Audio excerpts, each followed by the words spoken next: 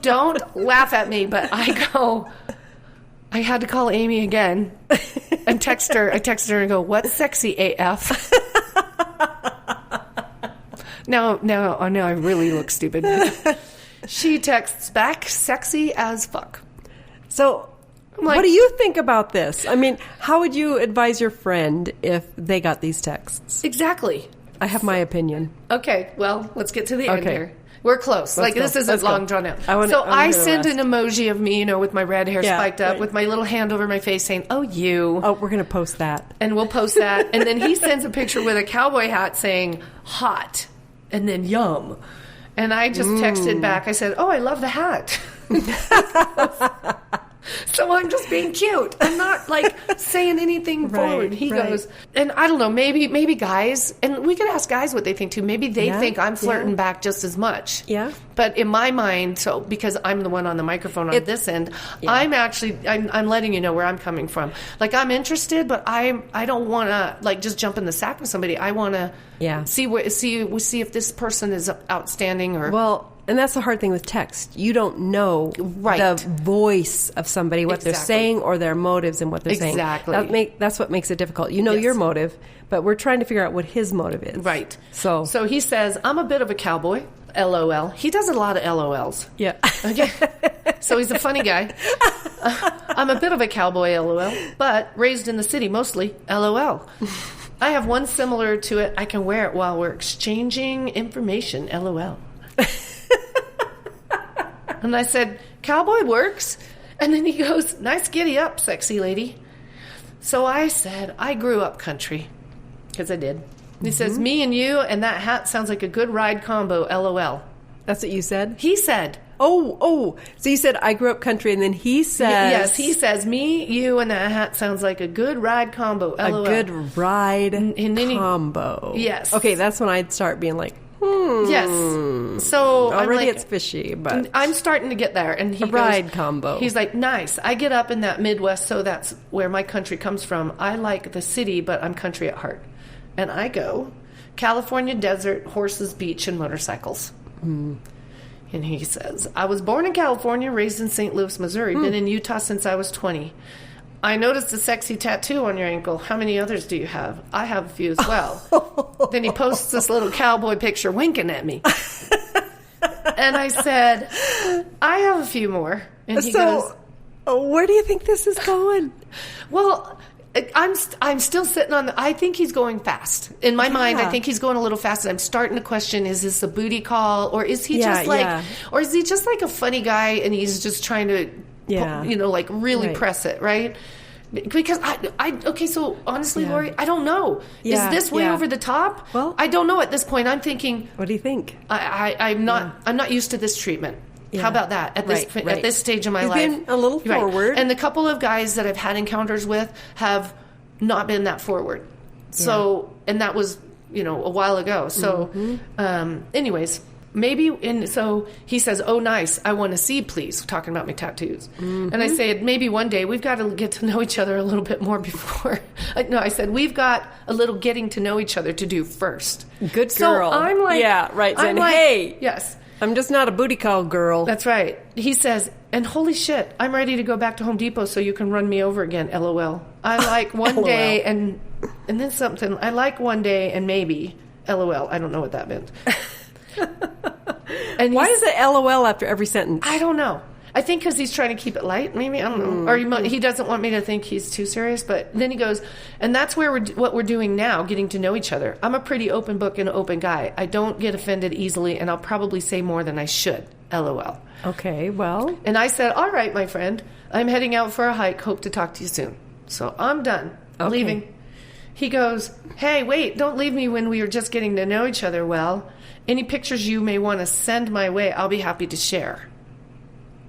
And so I sent him a little ha picture, and then I'm done. He says, any picture? Yeah. So he goes, laughing is good. I said, it's the best. And I thought I was funny, but dude, you put me to shame. LOL. I said that. And he goes, LOL. He goes, you better be laughing with me, not at me, LOL. No, I'm just witty and a pervert, LOL.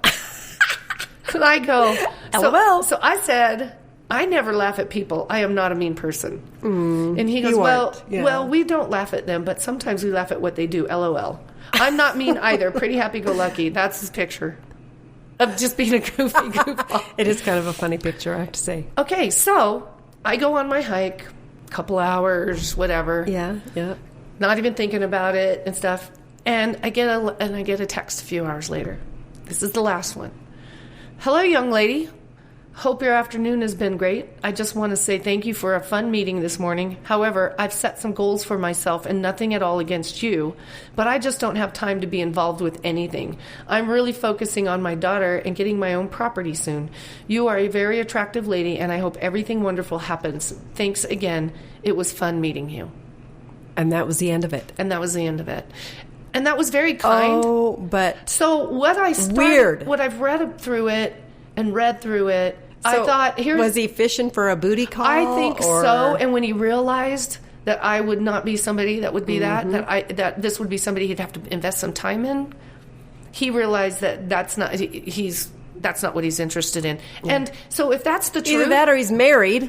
That could happen too. But if that's the truth, then he bowed out very, very kindly. Yeah, he was kind, but at the same time, it's just weird. And I messaged. So of course I had to message Amy. Tell us what you think, but I think because this all happened so quick and you didn't respond the way he wanted you to, he just cut it off. Because he hasn't texted you again. No, nope. That's just kind of I don't know. And my Amy says, sounds like he wanted to make a sexy AF girl feel sexy and positive about herself. Sounds like it came at the perfect time for you. Yeah, and you know what? And I think that's my Amy. I call her my poopsie. She and I have been best friends since dirt. I think that's her way of just trying to make me feel good about myself and still feel, instead of feeling like let down, that what, am I dog shit over here? But the way he said it was very kind, and at the same time, I don't have any feelings about one way or the other.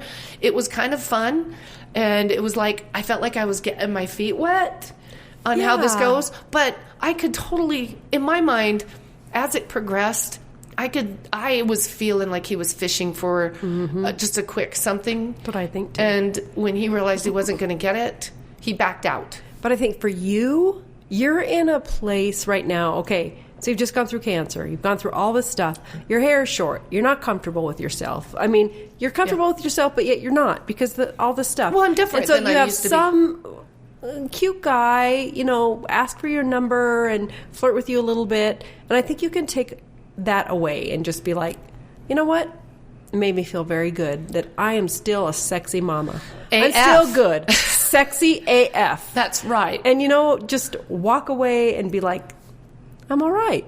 And maybe you did need that just to make you feel like you're still a hot woman. You know what I mean? Well, it was kind of fun, but so if we want to go get down to the nitty-gritty also, there's something that happened inside of me that went, oh my gosh, somebody's looking at me. Yeah. There was one time in my life when I was competing a lot and stuff, I would walk in a room and just heads would turn, mostly just because of the way my body looked because it was outstanding, and I'm not saying, I was outstanding, but it was outstanding compared to the average person. And I was aware of that. I was very aware of that. Even when I would train clients, I would wear T-shirts, and I've noticed people like that are buff. Yeah, women in particular. It's hard. Whoa. It's hard not to look at that. So I've lost a lot of that. So I feel like I'm learning to live without this identity that I've had for most of my adult life. Right. It was part of my identity. My hair, my long hair that was beautiful like yours. Now it's this weird texture, curly, and I'm not used to it. And again, it's not necessarily that I don't feel good. It's short. It's super short, and right now it's out of control and sticking up because I don't know what to do with it. I got to learn about product, baby. And as comfortable and as good as I feel right now after coming out of this, I definitely feel pretty good most of the time. That made me realize that I had been attached to a lot of. I was attached to the way my body looked and the way my hair looked and how people responded to that. Yeah. And I don't get that anymore, and I'm okay. That is so incredible. Is that amazing? Because you're learning that you are valuable without all the other stuff. Okay, even though you're uncomfortable, you're learning to be comfortable. I think that's kind of how it is. Even though we're uncomfortable, we're learning to be comfortable in our own skin and to be like, I'm okay. I'm okay with who I am. It doesn't matter. And the people that are going to love you and be attracted to you the way you are the people you're going to want. Of course. And the thing is, after these last couple of years, I'm more than just the way my body and my hair looks. Yeah, right. And which is good. So and I've good. said that, and I've felt it. We all can say it's that. It's tough for us as women. We all know it. Okay, we'll all say it. All of us will say it. Mm-hmm. But I can promise you, Lori, that if your hair, if you woke up bald tomorrow, and it'd be tough and different. Yeah. You would really realize how much you are attached to your body. Yes. I don't care who you are if you've not gone through something like this. And we say we give it lip service. I'm not this body. This body is a vessel for my spirit to go through this world. I'm a spiritual being having a human experience, and this is the body that I get to have. So I take care of it and I do these things. But when you're faced with it changing from what you're used to your whole life, or what you've worked to acquire it to be exactly the things you depend on, so that it functioned better for you, and out of that it looked a certain way, and you kind of got used to that. I'm sorry, but you just get used to that. I got used to being stared at. I got used to people looking at me. I got used to it, and it somehow formed a bit of my self-worth. And it's not like I look like dog shit for any, and I get that, you know what I mean? And I'm so grateful, I had the muscle mass I had to give up for this, and you're that I'm sitting here and alive. Dori, inside and out. But so that being said, I had a glimpse of going back to that person again when that happened, and I recognized it. So like when this was over, this is why this doesn't bug me, because which is so good, because I could take that as, am I not worth it or whatever? Or, somebody looked at me, and so now I'm getting attention, and I'm starving. I don't feel that. Well, you were saying something earlier about how you used to be. I used to be that way. Yeah. Even in the presence of how I walked through this world. If someone gave you attention, you would. I was like capitalize on that. Oh yeah. Well, I was still shy about it. Like I would still be a big talker, and then if they advanced, I'd be like, oh no, what do I say? but I took value in that. Yeah. I don't have value in this anymore. It's like it was actually fun. Yeah. You're not holding all your self-worth into how he responds to you. No. It's like, and that's why what will be funny is because I really don't know what his MO was. Yeah. I really don't know. I just know that it felt to me like as we got through, he wanted more than I was willing to give. And for the first damn time in my life, or maybe not the first, but for this time in my life, I wasn't giving that up. Yeah, I wasn't playing the game. That's right. I was going to say a few little things that gave a little bit about me. Yep. But I was going to keep it on the look until we get to know each other. I'm not telling you a whole bunch. Yeah. I'm not showing you my tattoos. I'm not going to tell you everything about me. We're going to meet. You're going to buy me coffee, and we're going to start there. Yeah, yeah. Basically. I'm proud of you. I'm proud of me. I'm proud of you. I'm and you should be proud of you.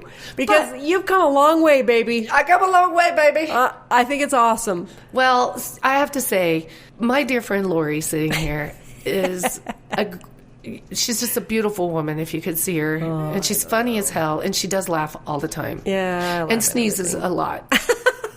One of these days in our podcast, I will start sneezing, and we will let it go. Everybody will see, because 7 is my average. It is, and we've heard 8 and 9, and now in the house, if we are talking, like the other night, my friend Jeff and I were out here talking, and Lori and Sean had gone up to bed, and she started sneezing, and we stopped our conversation so that we could count, and then she stopped at about 4 or 5, and Jeff goes, "That was pretty good, not as many."